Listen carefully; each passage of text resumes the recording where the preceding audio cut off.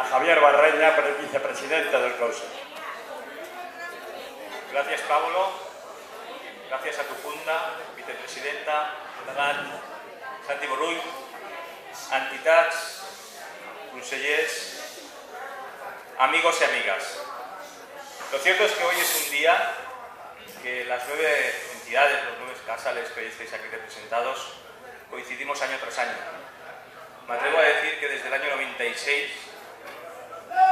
mi grupo y yo personalmente he estado aquí con todos vosotros, como también ha estado la vicepresidenta, por ejemplo.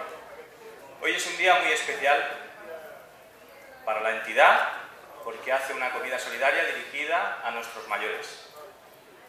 Todos ustedes que llevan toda la vida trabajando para poder tener lo que hoy tienen.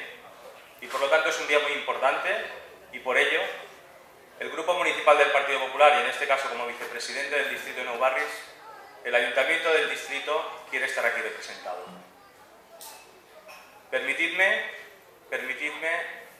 que os pida un fuerte aplauso para las cocineras, ya que sin ellas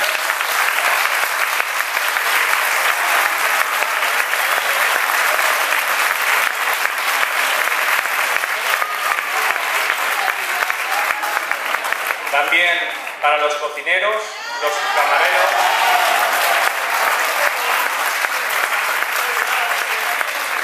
y por supuesto para la megafonía, que también tiene una gran función.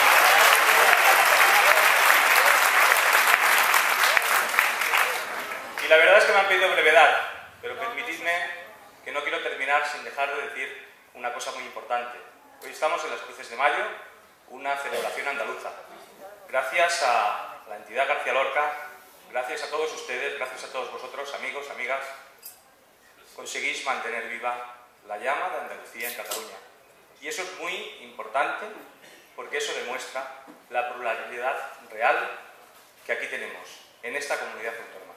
Y por último, quiero terminar diciendo ¡viva Andalucía! ¡Viva Cataluña!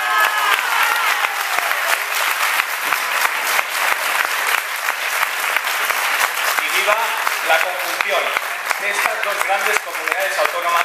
¡Viva España! Gracias.